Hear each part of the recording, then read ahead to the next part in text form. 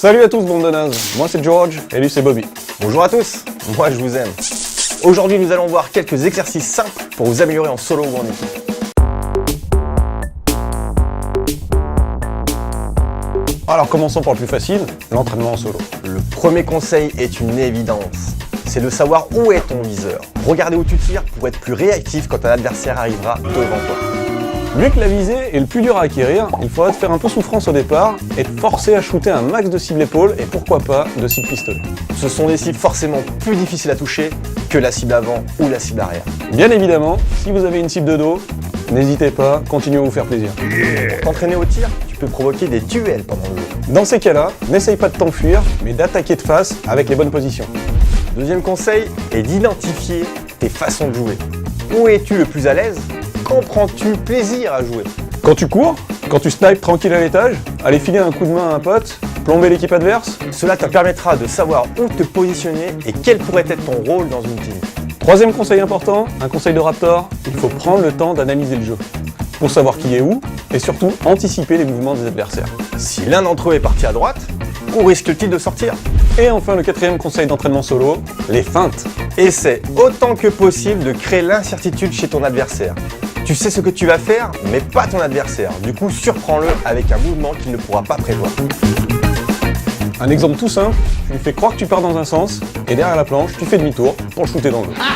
Et il y a aussi la fameuse danse du loup. Mais George Tarky nous en parlera plus tard. Ou alors tu fais un geste, puis le même, puis encore le même, et la quatrième fois, tu changes de technique. L'imprévisibilité est une bonne partie de la réussite. Avec ces premiers conseils, tu devrais déjà pouvoir améliorer tes performances. Mais une partie de laser, ça se joue en équipe. Donc passons au training en gros. Règle numéro 1, il est très important de se parler, savoir où sont tes équipiers. N'hésite pas à trouver des noms de zones dans le labyrinthe, comme l'observatoire, le couloir, la mangrove. Règle numéro 2, jouer ensemble est très important. N'hésitez pas à développer une mini-stratégie sur le moment, complètement improvisée, et qui pourrait déstabiliser la stratégie adverse. Règle numéro 3, quand tu joues avec un vrai binôme, évitez de regarder tous les deux dans la même direction. Si un adversaire arrive dans le dos, vous allez vous faire avoir. La meilleure solution est d'avancer par palier. Du coup, d'abord le premier, puis le second, et ainsi de suite. Attention, le dernier conseil vaut pour tout le monde.